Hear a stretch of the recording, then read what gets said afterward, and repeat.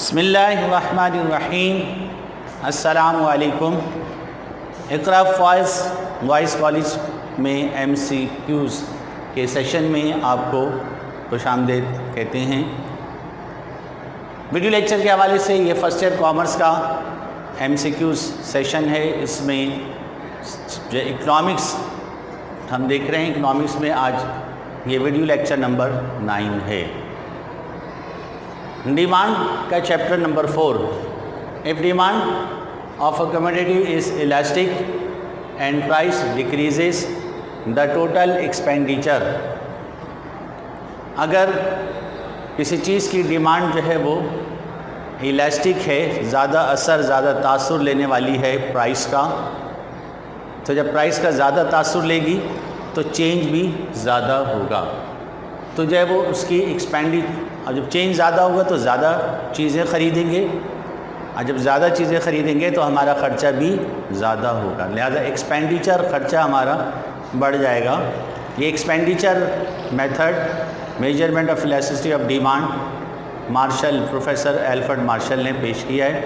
तो उसके हिसाब से ये इंक्रीज़ होगा। If demand of a commodity is elastic and price decreases then the total expenditure increase. Second, law of increasing return is generally applicable to. जब हम production को बढ़ाना चाहते हैं तो उसके लिए इनपुट जो है यानी फैक्टर्स ऑफ प्रोडक्शन को बढ़ाते हैं, तो उससे हमारा जो एडिशनल रिटर्न है, मार्जिनल रिटर्न, 3 में से 1 अंदाज में होता है। या तो पहले से बढ़ जाए, या पहले के बराबर रहे, या पहले से कम हो जाए। ये जब ये वाली कंडीशन है इसको IR इंक्रीजिंग रिटर्न, ये वाली कंडीशन कांस्टेंट रिटर्न, और ये वाली कंडीशन डिमिनिशिंग रिटर्न।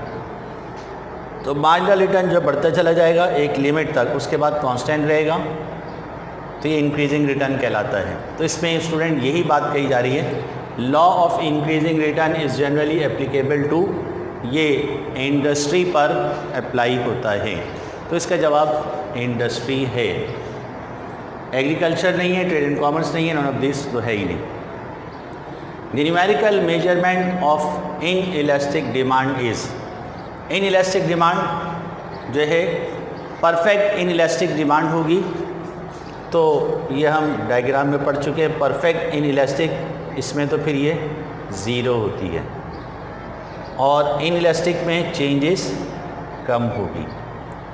तो ये लेस देन 1 होगा, less than 1। The numerical measurement of in elastic demand is elasticity greater than 1 नहीं, इक्वल टू 1 नहीं, और जो है वो लेस देन 1, ये जवाब सही है। इन्फिनिटी नहीं है, इन्फिनिटी में लामहदूद वो ये इन्फिनिटी है, ये भी नहीं है, और इक्वल टू 1 जो है वो ये है। ये हम सारे 5 डायग्राम आपको क्लास में पढ़ा चुके हैं। तो इसमें से ये वाली है in elastic, equal less than 1। ये भी चैप्टर 4 से। Price elasticity of demand of necessities is, price elasticity of demand is necessities is, बुनियादी चीज़ों की जो इलास्टिसिटी है डिमांड वो कम होती है। चूँकि बेसिक नीड्स हैं उसमें तो आपको लाजमी करना ही करना है, लिहाजा इनकी जो है वो लेस देन यूनिटी होती है। इन्फिनिटी नहीं, इक्वल टू यूनिटी नहीं, ग्रेटर देन यूनिटी नहीं, less than unity. Joint stock company बड़ा कारोबार है, लिहाजा लार्ज स्केल पर लार्ज सरमाए से शुरू होता है। तो joint stock company usually conducts under large scale, small scale नहीं, मीडियम नहीं, ऑल ऑफ दीज नहीं। लॉ ऑफ डिमांड वो चैप्टर 3 से था, ये वाला चैप्टर 3 से, फैक्टर्स ऑफ प्रोडक्शन से, और ये डिमांड चैप्टर 4 से। Under law of demand if price increases the quantity of demand, law of demand पढ़ चुके हैं। Inverse relation, opposite relation, price बढ़ती है डिमांड कम होती है।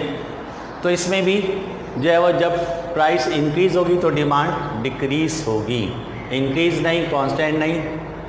According to Robbins economics is only, जो है वो डेसिमल साइंस नहीं, पॉजिटिव साइंस है, नॉर्मेटिव नहीं, बोथ ऑफ साइंस नहीं।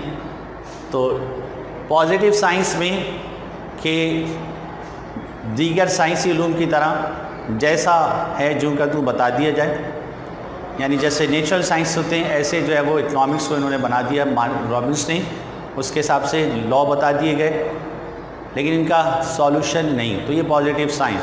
जबकि मार्शल के मुताबिक नॉर्मेटिव के जो है उसमें हल भी बताएंगे मसाइल और उनका हल। तो ये पॉजिटिव साइंस है। Law of diminishing return is generally applicable. जो अभी आपको बताया, increasing return, constant return, diminishing return. तो जो डिमिनिशिंग रिटर्न है ये एग्रीकल्चर पे अप्लाई होता है। तो इंडस्ट्री नहीं, ट्रेड एंड कॉमर्स नहीं, एग्रीकल्चर, ऑल ऑफ दिस। तो एग्रीकल्चर जवाब सही है। हम पढ़ चुके हैं बिजनेस साइकिल, ट्रेड साइकिल। इसमें ये जो पोजीशन है ये बूम, इसको प्रॉस्पेरिटी भी कहते हैं या पीक भी कहते हैं। ये रिसेशन है, ये डिप्रेशन है। डिप्रेशन बिल्कुल नीचे दरी, और ये रिकवरी होकर ऊपर आना शुरू हो गया, ये रिकवरी, और ये रिसेशन। तो बूम जो है इसको प्रॉस्पेरिटी भी कहते हैं। बूम जो है prosperity. The boom phase of trade cycle is also known as prosperity.